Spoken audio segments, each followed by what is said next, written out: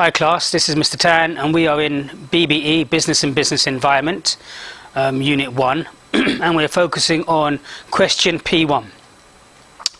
We're focusing on question P2. It's P2. Question P2 says, explain the size and scope of a range of different types of organizations. So the key word here is explain, and explain means to go into more detail. So the next thing that we need to understand is what is the size and the scope and different types of organizations. Well, in P1 we looked at different types of organizations, including government type organizations like schools, civil service, the police, the hospitals, and then we looked at business type organizations, including sole traders, partnerships, private limited companies, public limited companies, charitable organizations like Oxfam.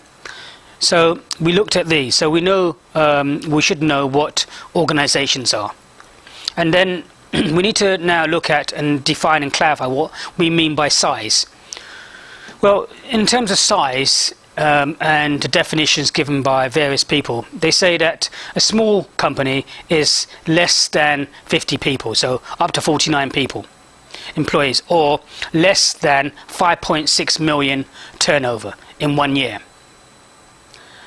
A medium-sized company would be considered to be anything from 50 to 249 employees, or 5.6 million but less than 22.8 million pounds in 1 calendar year. And then a large organization can be seen to be anything from 250 plus employees, or greater than or equal to 22.8 million. So here we've now clarified and defined what a small, medium and large type of organization is. And now we need to look at the scope. Well, what is the scope? According to various people, they say that the scope really in each organization is going to be defined by their vision and their mission. And their mission will then set the boundaries for the scope of that organization. Because if you're going outside your missions, then really you're probably going outside of your scope. So when you're answering this question, the first thing you need to do is just briefly touch again on stating the different types of organizations and explain the different size of a small, medium and large organization, and then what scope means in terms of the boundaries set by the vision, mission and objectives of each company. And remember now, this says explain different types of organizations. So if you're going to explain this, you have to use 2 examples. You can't use 1 example to explain this. You must explain it with 2 examples. So the examples that we're going to look at would be Toyota and Oxfam. So if we look at Toyota, the first thing you want to do is to give some background information, when the company was set up, how it was founded and how it's developed. You want to talk about some of the product ranges that it has. Some of the product ranges including selling automobiles, engines, air conditioning, car electronics, material handling equipment, as well as textile machinery. See, when you think about Toyota, you only think about Toyota in terms of automobiles, but in fact Toyota do a wide range of other products as well. So you need to kind of go into a little bit more detail and mention these. The size of the company is obviously going to be a large organization. It's not going to be medium or small, because it has more than 250 employees and they turn over billions, so it's definitely greater than 22.8 million pounds. The aims and objectives, and again state what these are. The vision is to produce quality vehicles, quality reliable vehicles, and sustainable development of society by employing high quality products.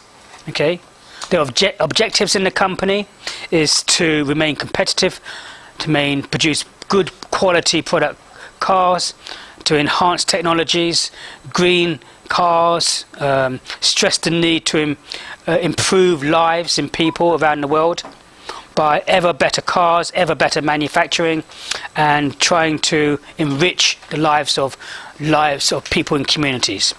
So these are the visions and the missions and the objectives of Toyota. The legal status of Toyota, well, they are a public limited company, limited liability, limited to the liability of what the company's debts are. Public being that people can actually buy shares in Toyota on the stock market. And again, and they're trying to meet the needs in terms of their objectives and trying to meet the needs of shareholders in terms of staff, in terms of customers, and in terms of people who own shares in the company and organisation. So again, you need to be talking about all of these things. These things are readily available on the Google online class.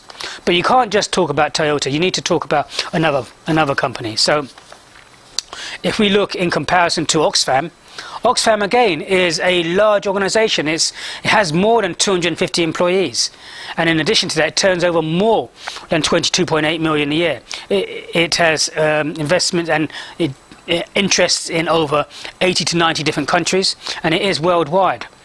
I mean, you need to go into talking about the legal structure and status of Oxfam. Oxfam is a private, limited company, limited and guaranteed limited, which means they don't have shareholders and they don't have equity in the business.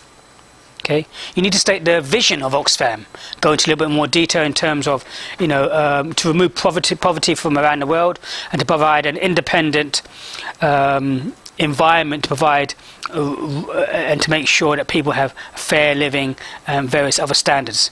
They have various missions. These missions are to right to sustain a livelihood of resources, a right to basic social services, a right to life and security, a right for social and political participation, and a right to an identity.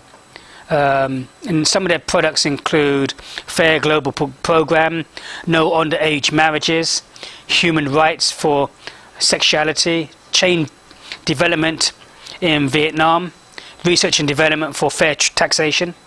Again, you need to go into more detail into Oxfam, and then make sure that you've also done that for Toyota as well. So, just to recap, first explain about how you define the size in terms of small, medium and large. Define how you explain scope. Briefly mention the different types of organisations again, and then go into at least or a minimum of 2 organisations. One obviously is the case study, which is Toyota, and the second one that I've discussed today is Oxfam, and go through what their vision is, their missions, aims and objectives, go through their products, their size and their legal status. So once you've done that, then you've answered the question correctly. Many thanks from Mr. Tan.